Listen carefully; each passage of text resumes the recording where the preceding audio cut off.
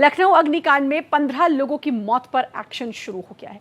आपको दो तस्वीरें दिखा दें और इसमें पहली तस्वीर एसआईटी की है, जहां जांच के लिए घटनास्थल पर पहुंची एसआईटी की टीम ने करीब 1 घंटे तक तफ्तीश की। इसके बाद एसआईटी की टीम ने घटनास्थल का वहां से जायजा लिया और वहां से निकल गई और केजीएमयू पहुंची, जहां अग्निकांड के पीड़ितों से बातचीत की।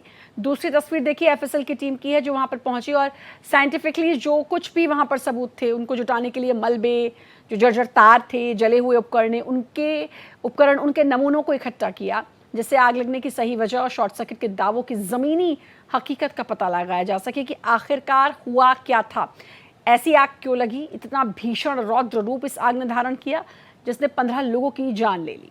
तो अब एसआईटी और एफएसएल की टीम पहुंची है और अब तमाम तरीके की जांच इस पूरे मामले में चल रही है।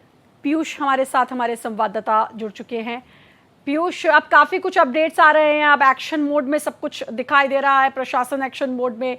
और सबसे बड़ा अपडेट तो फिलहाल ये कि एलडीए ने एक नोटिस जारी कर दिया है बिल्डिंग गिराने का।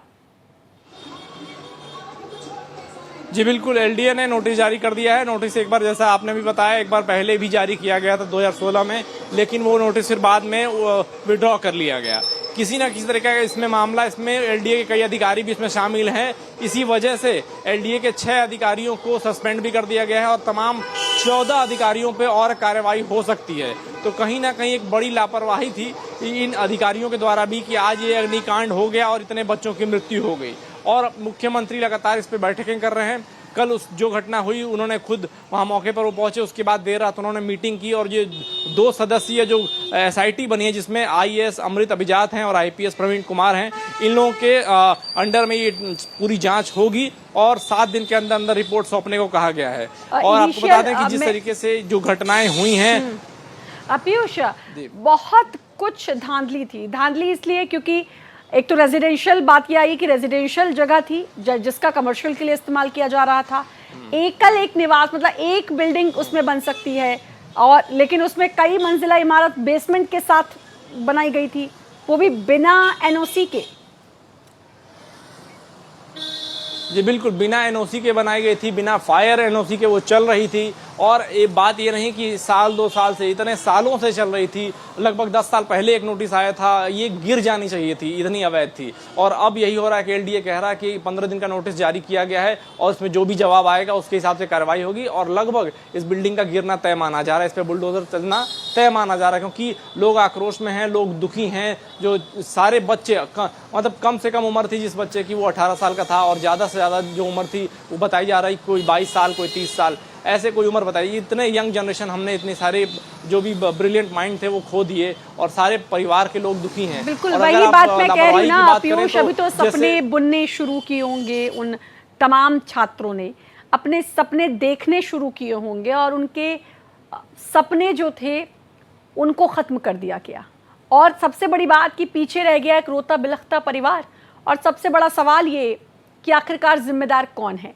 मालवीय नगर, दिल्ली के मालवीय नगर में जो अग्निकांड हुआ था होटल में, उसको हम अभी भूले भी नहीं थे, उसकी आग बुझी भी नहीं थी, और अब लखनऊ में इतना बड़ा अग्निकांड। जी बिल्कुल, इतना बड़ा अग्निकांड हो गया। लेकिन जब मालवीय नगर का अग्निकांड हुआ उसके तुरंत बाद लखनऊ में कुछ टीमें बनाई गई थी, जैसा मैंने कल भी कहा था, अग्निशमन विभाग की और एलडीए की टीमें बननी थी और जगह जगह जाकर निरीक्षण करना था।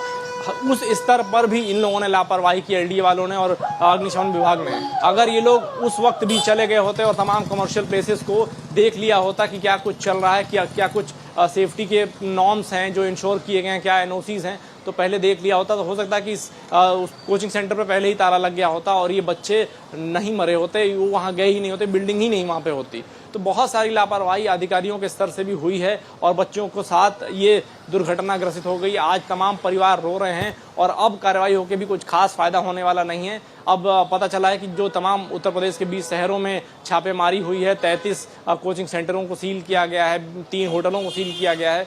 अब हो सकता है भविष्य में कई घटनाएं इसी वजह से रुक जाएं, लेकिन अब जो हो गया है और इतने बच्चों ने जाने गंवा दी हैं, तो वो जाने लौट के नहीं आएंगी, चाहे आप कितना भी मुआवजा दे दें, क्या कितनी भी जांच बैठा लें या फिर छापेमारी कर लें। लेकिन ये एक बहुत बड़ी दुखद घटना है और ये अब वो छात्र, वो लोग लौट कर नहीं आएंगे, लेकिन किसी की लापरवाही और कोई भुगतता है, इसके बावजूद कुछ नहीं होता और इसके बाद एक और हादसे पे हादसे, लेकिन कोई सीख नहीं, कोई सबक नहीं।